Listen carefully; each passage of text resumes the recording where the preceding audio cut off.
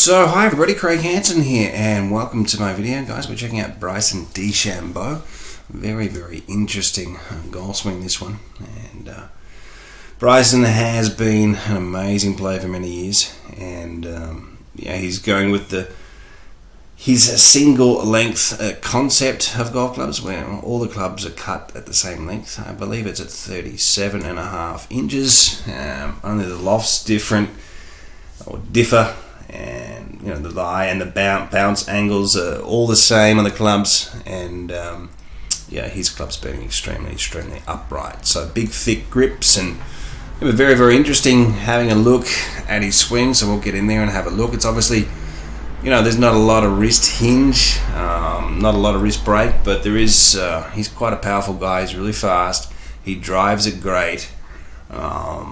And if he can get his short game up around the greens, and some of his pitching a little bit better with this style that he's got, which is probably making it a little bit more difficult, you're going to see him win more and more events. This guy is really good, and he's a great guy as well. So let's get in there. We can see that he's lined up or stacked up against the wall. We can see that the ball's more towards right of middle. He tends to do this because he doesn't have a lot of lag and drag on the club, and that will always affect the low point of the swing circle. So when he's swinging it away, we can obviously see that the right arm's very straight. That will prevent wrist hinge. A one knuckle grip or a half knuckle grip, pretty hard to do. A lot of people saying this is the way to go, the way to swing. We've got around 60 million golfers in the world, and 40 million of them slicing the ball, and about 40 million coming in steep. I'd like to see a lot of people swing with a half knuckle grip and see how they go with that one. But each to their own. Up to the top of the swing, we can see this. The club head's pointing more skywards. Big shoulder turn. Strong guy, and kept himself in great posture. Head has dropped a little bit. I will show you something from the back view there. He does. You can see the amount of width that he has on the way back.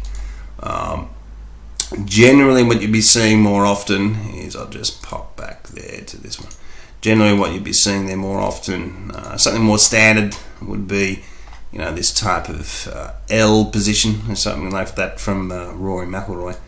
And when they get to the top, you'd be seeing sort of the club head almost pointing more towards the target, not so skywards here.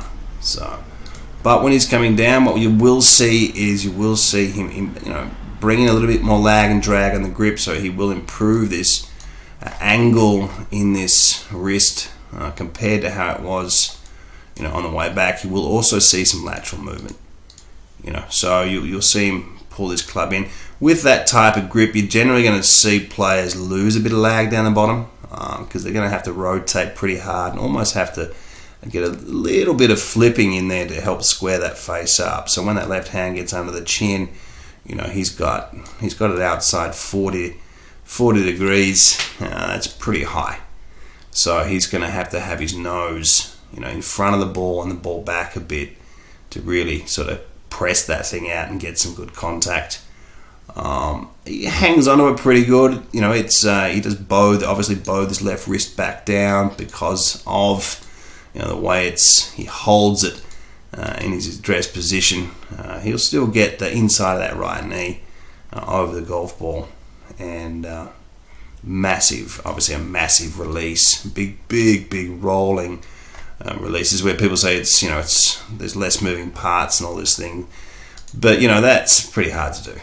That's to hit the ball as far as what this guy hits it, and not use a whole lot of wrist break and a half knuckle grip. So you're still going to see, I'll just pop this club through. You can see how the club's sort of set up through his forearm, so it's sort of like on a one plane thing. I'm just going to pop this through his belt buckle, and he does take the club around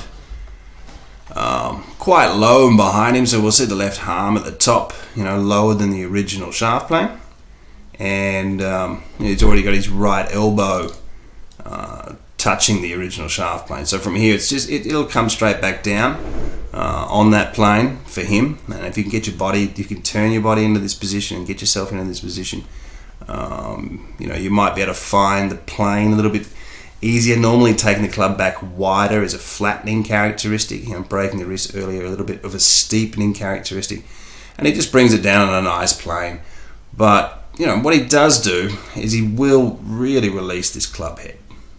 So when you're talking about the average punter, the average Joe, rotating the club that much, that's pretty hard to do. I know that he can hold shots off. I actually filmed the shot myself, and it was just a dead straight rip. He's strong and he hits it good, but that's I would sort of say that's a little bit harder to repeat than perhaps you might think it is. So before you decide to change everything in your swing, consider the talent of some of these guys out there. They really are impressive. So yeah, we'll pop a line on the head here. We'll have a look, and you'll see a few things here. And it's just interesting to have a bit of a look at the setup. It's obviously the hands are that high. He's going to stand up a little bit higher, so he's got himself around 65, not overly high, 65 degrees, but he's got himself up a little bit higher here.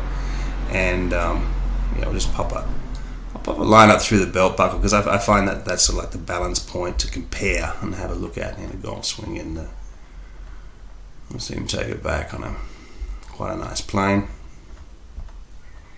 Head's moved down quite a lot. So he's moving downwards and into the ground.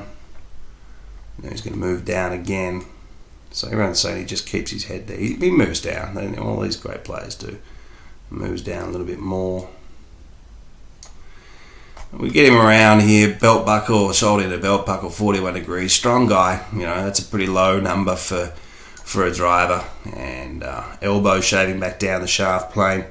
So when his left arm's parallel to the ground, you can still see a fair bit of his left knee here. He likes to have his feet relatively flat and on the ground at impact, but we still see the turning open and coming down on a nice plane, isn't it? But still rotating very hard the club head through the ball and back up and around. But a lot of people aren't talking about his head moving downwards. It is the amount of strength needed to be able to hit the ball this far with not breaking your wrists is interesting.